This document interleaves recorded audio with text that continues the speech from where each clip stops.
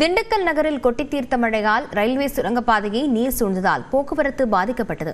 தென்காசியில் சங்கரநாராயணர் கோயிலை நீர் சூழ்ந்த நிலையில் இன்று திருவள்ளூர், காஞ்சிபுரம் உள்ளிட்ட 12 மாவட்டங்களில் கனமழைக்கு வாய்ப்பு இருப்பதாக வானிலை ஆய்வு மையம் கணித்துள்ளது. வளிமண்டல சுழற்சி காரணமாக தமிழ்நாட்டில் பரவலாக மழை பெய்யும் என்று வானிலை ஆய்வு மையம் தெரிவித்திருந்தது. இந்நிலையில் திண்டுக்கல் மாவட்டத்தில் தோமையார்புரம், மேட்டுப்பட்டி, பேகம்பூர், பெரியகடை வீதி, பேருந்து நிலையம், பள்ளப்பட்டி உள்ளிட்ட பல்வேறு பகுதிகளில் 2 மணி நேரத்திற்கு மேலாக கனமழை பெய்தது. மின்சார விநியோகம் துண்டிக்கப்பட்டதால் திண்டுக்கல் நகர் முழுவதும் இருள் சூழ்ந்து காணப்பட்டது. பாரதிபுரம் அருகே உள்ள ஒற்றைக்கண் ரயில்வே சுரங்கப்பாதையில் நீர் சூழ்ந்தது. இதனால் திண்டுக்கல்லில் இருந்து 15ற்கு மேற்பட்ட கிராமங்களுக்கு செல்வதற்கான போக்குவரத்து துண்டிக்கப்பட்டது. கனமழை வந்தாலும் எல்லாம் மூடிடுது.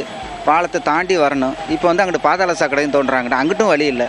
போகிறதுக்கு இந்த ஒரு வழி தான் இருக்குது. இப்போ அவசரத்துக்கு பாருங்கள், இப்போ ஆம்புலன்ஸ் கூட ஒன்று வருது. அது கூட எங்களுக்கு எமர்ஜென்சிக்கு போக முடியல.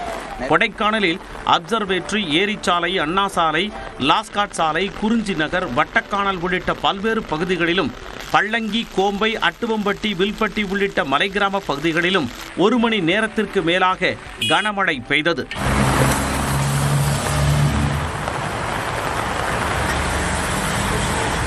தென்காசி மாவட்டத்தில் சங்கரன் கோவில் மற்றும் அதன் சுற்றுவட்டார பகுதிகளில் NGO காலனி, புளியம்பட்டி, அச்சம்பட்டி, நெடுங்குளம், வடக்கு புதூர், பாட்டத்தூர் உள்ளிட்ட பல்வேறு பகுதிகளில் சுமார் அரை மணி நேரம் கனமழை பெய்தது.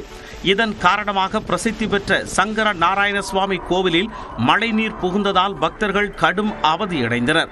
கோவிலுக்குள் மழை காலத்தில் நீர் புகுவதை தடுக்க அறநிலையத்துறை அதிகாரிகள் நடவடிக்கை எடுக்க வேண்டும் என்று பக்தர்கள் வலியுறுத்தியுள்ளனர்.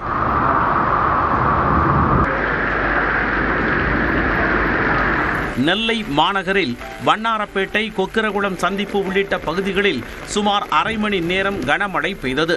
இதனால் தாழ்வான பகுதிகளில் தண்ணீர் தேங்கியது. திருவாரூர் மாவட்டத்தில் குடவாசல், ஓகை, விடையல், கருப்பூர், மணப்பறவை, மஞ்சக்குடி உள்ளிட்ட பல்வேறு பகுதிகளில் 1 மணி நேரத்திற்கு மேலாக பலத்த காற்றுடன் கனமழை பெய்தது.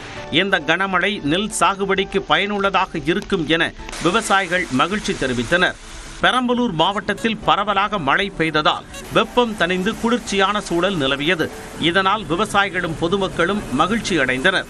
சேலத்தில் அம்மாப்பேட்டை, அஸ்தம்பட்டி, சூரமங்கலம், கொண்டலாம்பட்டி பழைய பேருந்து நிலையம், புதிய பேருந்து நிலையம், 4 ரோடு உள்ளிட்ட பகுதிகளில் பரவலாக கனமழை பெய்தது.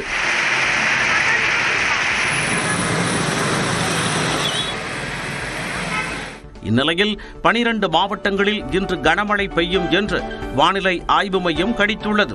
இதன்படி கோவை மாவட்டத்தின் மலைப்பகுதிகள், நீலகிரி, திருவள்ளூர், காஞ்சிபுரம், ராணிப்பேட்டை, திருவண்ணாமலை, கள்ளக்குறிச்சி, சேலம், தருமபுரி, ஈரோடு, தேனி, திண்டுக்கல் மாவட்டங்களில் இன்று கனமழை பெய்ய வாய்ப்பு உள்ளது. தமிழ்நாட்டில் அதிகபட்ச வெப்பநிலை இயல்பை விட 2 முதல் 3 டிகிரி செல்சியஸ் வரை அதிகரித்து காணப்படும் என்றும் தெரிவித்துள்ளது.